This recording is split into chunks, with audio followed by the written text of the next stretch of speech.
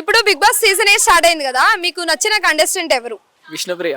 ఎందుకు విష్ణుప్రియ అంటే ఇష్టం? అంటే ఆమె చూడడానికి బాగుంటది, గేమ్ మంచిగా ఆడుతుంది, అందరితో ఫ్రెండ్లీ ఉంటది, అందుకే ఇష్టం. అంటే చూడడానికి బాగుంటే ఆ కంటెస్టెంట్ మీకు నచ్చేస్తారా అమ్మాయిలు? అమ్మాయిలు చూడడానికి బాగున్నప్పుడు నచ్చకుండా ఏమవుతుంది అక్క? ఓకే, మరి గేమ్స్ అవి బాగా ఆడుతుందా విష్ణుప్రియ? ఆడుతుంది, అన్నీ ఆడుతుంది, గేమ్స్ చాలా బాగా ఆడుతుంది ఆమె.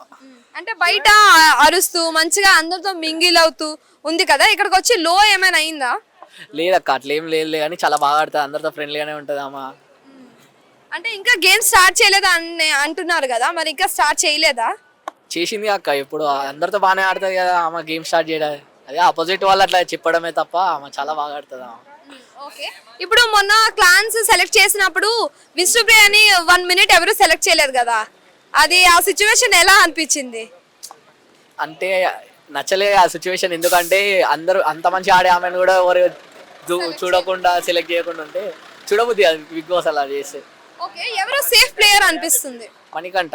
మణికంఠ ఎందుకు మణికంఠ అనిపిస్తుంది? అంటే తను కూడా చాలా బాగా ఆడతాడు, మంచిగా ఉంటాడు, అందరితో ఫ్రెండ్లీగానే ఉంటాడు, మంచిగానే ఆడతాడు. సింపతి గెయిన్ చేస్తున్నట్టు అనిపిస్తుందా? అనిపిస్తుంది, చాలా మంచిగా అనిపిస్తుంది. అంటే అదంతా దేనికోసం అంటారు, ఓట్స్ కోసమా? ఓట్స్ కోసమే అక్క అవన్నీ. అవన్నీ అంటే అన్ని ఓట్స్ కోసమే, గెలవాలని.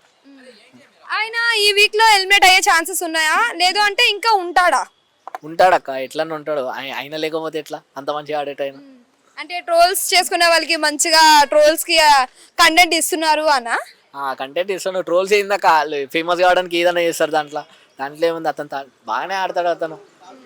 ఇప్పుడు నిఖిల్ గేమ్ మీకు ఎలా అనిపిస్తుంది? బాగా ఆడతాడా, యావరేజా, బిలో యావరేజా? Below average. అతను ఆడు నాకు నచ్చదు, అసలు అతని యాటిట్యూడ్ ఏందో, ఆయన ఏందో నచ్చదు అసలు ఏమి. అంటే ముందు స్ట్రాంగ్ గా ఉండి మంచిగా చీఫ్ అయ్యి మంచిగా ఆడారు కదా, ఇప్పుడు సోనియా వల్ల డౌన్ అయినట్టు అనిపిస్తుందా? అట్లనే అనిపిస్తుంది నాకు, ఎందుకంటే ముందు అంత మంచిగా ఆడి ఇప్పుడు సోనియా వాళ్ళు అట్లా డౌన్ అయిపోవడం కరెక్ట్ కాదు కదా.